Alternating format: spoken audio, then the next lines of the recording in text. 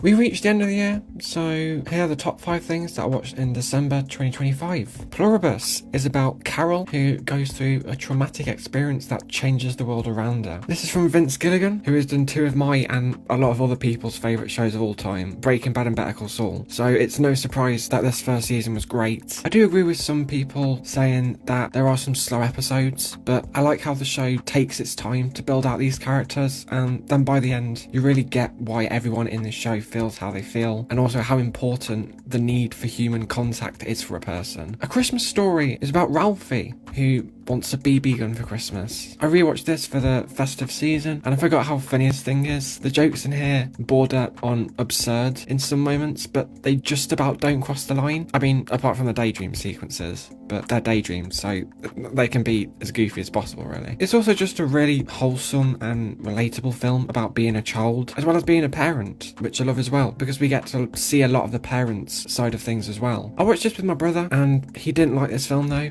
and then he went on a rant about how Five Nights at Freddy's 2 was better, which upset me deeply. Die Hard is about John McClane, a cop who has to save hostages from a group of terrorists in a big high-rise building. This is probably the 3rd or 4th time I've seen this now, and it's one that I just love rewatching around the holiday season. It's just one of the best action films ever, one of the best Christmas films ever, and yes, it is a Christmas film, I will not hear any different. I, again, rewatched Knives Out for the new film Wake Up Dead Man, and this is just as good as I remembered. It's just so good as this murder mystery that subverts your expectations and really intrigues you with where it goes next. It's just a really good film for rewatching as well, because once you know who the killer actually is, you can go back and find like certain lines and actions some characters take and interpret it a different way. This film has such a good ensemble cast as well, and Daniel Craig is just perfect as the detective Benoit Blanc. Marty Supreme is about Marty Mauser, who's a ping pong player who aims to be the best in the world, and this film 100% lives up to the hype. It's directed by one half of the Safdie brothers, who did Uncut Gems, which I thought was an amazing film, and also a very stressful film, which doesn't let its foot off the pedal. This is very similar in terms of just the feeling I felt when watching Uncut Gems, and it just has those scenes that have my heart pounding, especially watching it in the cinema with the big speakers on the big screen. Timothée Chalamet really does deliver one of the best performances of the year, and I am really rooting for him to win the Oscar next year. This is just a phenomenal film, and it's up there with Sinners as my favourite film of the year.